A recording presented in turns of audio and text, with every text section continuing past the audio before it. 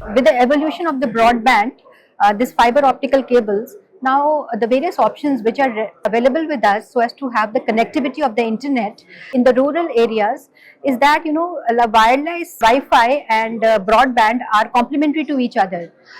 We have the fiber cable led out till the Gram Panchayat, but then we have to restore the connectivity to the each and every indoor homes which are available, which can only be done by Wi-Fi connections, and for that we need the hardware support also. We have a very good digital public infrastructure in the form of Aadhaar cards and the UPI platform, but then we have to also generate the hardware so that it can like in the form of various kind of hardware infrastructure. For example, routers are there so that it can facilitate and it can collaborate and converge with the other kind of options which are available. Now, establishing the wireless connections, it also helps in generating employment for the rural people and also to obtain the inputs to get connected with the world and with the mainstream, and also to gain some knowledge and insights as to what is going around us, and to also take the advantage of ourselves being the global village. So, as we all know, artificial intelligence (AI) is all around us now, and take it any facet of life, AI is going to play a role. Now, when you come to the context of telecom industry, AI is really can be seen as an enabler in a big way. May it be on the network side, may it be on the service and service delivery side.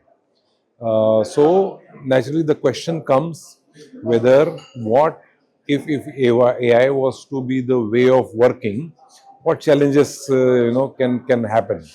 And to my mind, first challenge or the barrier is actually the AI being seen as a competitor rather than enabler. So I think it is more of a mindset issue. With passing of time and more use cases coming into picture, this barrier should get diluted, and it would be seen as an enabler. The next to my mind would be, because the adoption of AI is happening very quickly. So having skilled people, enough skilled people on AI is going to be a big challenge. And to my mind, industry and the academia, and of course the facilitation with people like Bharat Exhibitions, this would actually be addressed because academia actually will have to play a role. The other thing is, since AI today is still evolving and in the realms of unknown, so people getting into whether AI will be helpful to me or not, that kind of a mindset will have to go away. Telecom industry, thankfully, may it be the equipment OEMs, may it be the service operators like us, Tata Play Fiber, are already adopting to AI in a big way. And I'm sure the industry is going to be quickly evolving and looking at the benefits of AI, that is artificial intelligence. Thank you. The SATCOM entry into Indian telecom space is very exciting. I think with SATCOM coming in, the full spectrum of the access part, whether it's a fiber, mobile, fixed wireless, and SATCOM, it's coming full 360-degree view with the telecom access connectivity. And the best part is that the fiberization of the areas, rural areas typically, is pretty costly and pretty expensive and pretty time consuming also. With BharatNet next version slated to connect more panchayats, I think this space is going to have further leverage with the SATCOM, because wherever the fiber is not there, the SATCOM reachability will be there. But we have interesting model wherein we have collaborated with a lot of LCOs, the cable service providers in those rural areas and not so connected areas. And those micro entrepreneurship is able to drive a lot of FTTH customers in those areas. We have almost 60% of our FTTH portfolio, which is from those areas, rural areas. With SATCOM coming in, the connectivity towards internet is going to ease out, and the wiring of the homes, the fiberization of the homes will take place through those micro entrepreneurship. So with these two spaces which are now joining hands and coming together, I am hopeful and I am very confident that another 1.5 to 2 years time, we will be having much more connectivity in those areas which are underconnected or which are very loosely connected with the rest of the country. And I'm also hopeful that the services part, the meaningful access of the internet will also evolve, because the health, education, and the contents, they are the fuel for the internet users part. So how do we give the citizen-centric services on those connectivity beyond entertainment? That's another angle which I want to highlight here. I'm sure a lot of startups, a lot of small organizations are working towards that also. So with the connectivity and the contents, we are going to have this space very interesting in a couple of years' time. Thank you. The government has done really good job for satellite communication policies, and now we are seeing every time that there is development in the policy the way the government is doing, and a lot of new players have started coming up and put their plans together to launch satcom services in the country. But I think what's also important is this whole digital infrastructure which has to evolve and grow and support the needs of broadband and things like BharatNet project, things like data center growth in the country. And to support these needs, the whole digital infrastructure has to grow a lot, and government has to support these policies so that the companies can invest, grow more for data centers, for passive and tower infras, and for satcoms. That will pave the way for the digital highway of this country towards Viksit Telecom. Thank you. Hi, today we are here to talk about broadband, connecting the unconnected.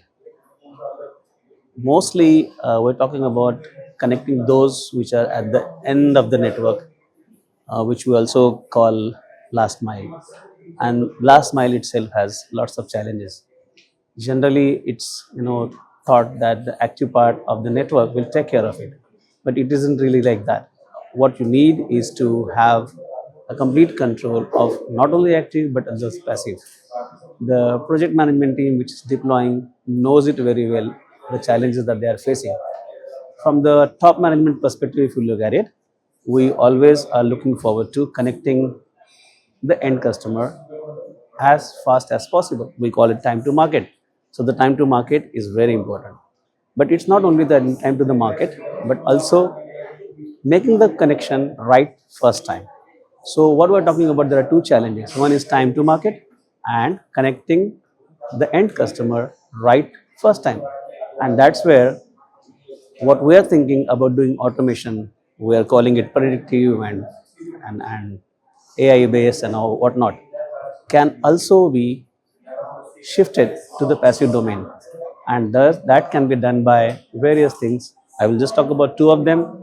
We can have a pre-connectorized, pre-configured passive elements which will help you to connect network very fast, the end customer very fast, and adding artificial intelligence to it which will help you eliminate any possible misconnections, or you can say the mistakes that generally happens in the network deployment very easily. So we can connect the unconnected using end-to-end, not only active but the passive one, using automation and artificial intelligence. We at Comscope are committed to give you solutions for that. We have solution called as FLX ODN. For more details, please talk to us and we'll be happy to help you. Thank you. Hi, I am Gopal Kumar Krishna, CEO, Ranext Technologies. Today, I would like to connect on this topic of how government can enhance,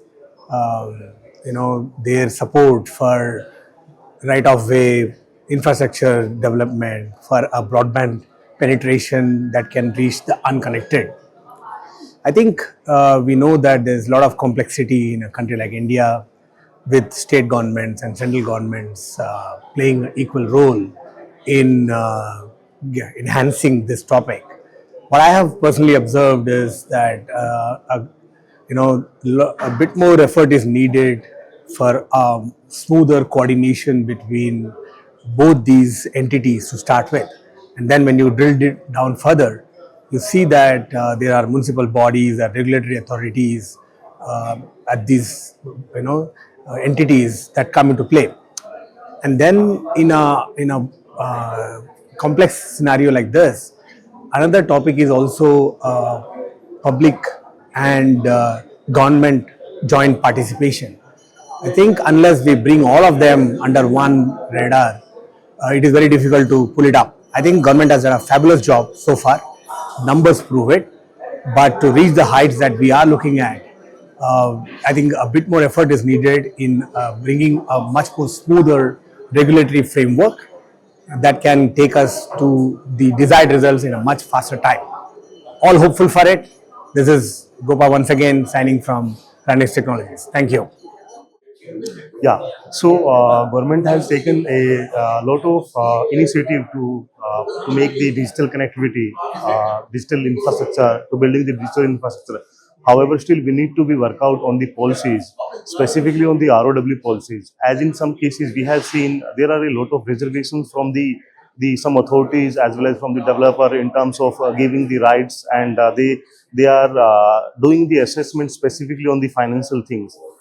However, as per the market need and to adding the entire the digitally connect with the end customer, we need to be work out specifically on the ROW policies, and that communications and that hard push should go to the specific authorities so that they'll work out with the alignment of government of India. But they have taken the initiative in terms of to connecting. Even they are considering it as a essential services. However, still we need to be work out on the ROW policies to be make more viable and as a enabler for the entire community, including the IP1s, the ISPs, as well as for the telecom operators.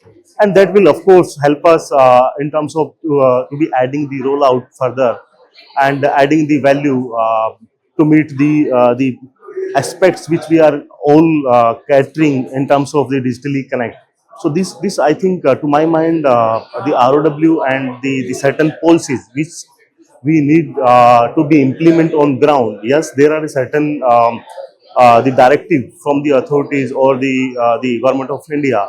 However, that again not executed on ground. Even I just want to be give an example in terms of the National Building Code. It's a good initiative wherein every internet, the mobile connectivity are the part of the essential services.